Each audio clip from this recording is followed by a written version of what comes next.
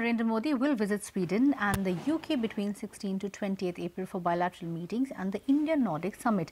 Ahead of the bilateral talks, Rituparna caught up with the Swedish ambassador to India, Klas Molin. Here's an excerpt of their conversation. During the visit, of course, we'll get a chance to engage on a number of issues. Hopefully, and the idea that we see as a very good possibility is to draw on and build on the joint statement of 2 years ago, and perhaps narrow down and focus on a smaller number, very concrete, more concrete areas.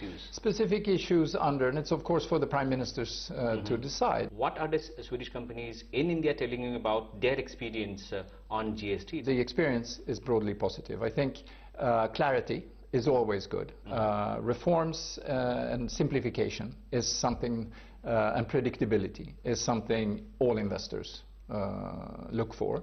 You know, India has pulled back its BIT with several countries, including Sweden, and there was an apprehension that that could lead to some amount of uncertainty which could impact investments from Sweden into India. Do you think that's an issue which is still a matter of concern for companies? We would love to see a broad and ambitious free trade agreement encompassing also a bilateral or it would be multilateral because it's the EU negotiating for us investment treaty as part of a free trade agreement. My last two questions are related to the Swedish company Saab. Now it has been pitching its Gripen fighter for the Indian fighter program.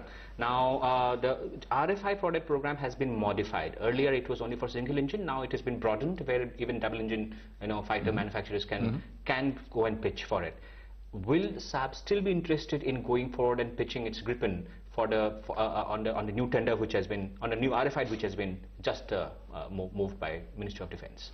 That question needs to be put to Saab, obviously, but if you ask me, and you do, I'm sure they will. Saab is here for the long haul.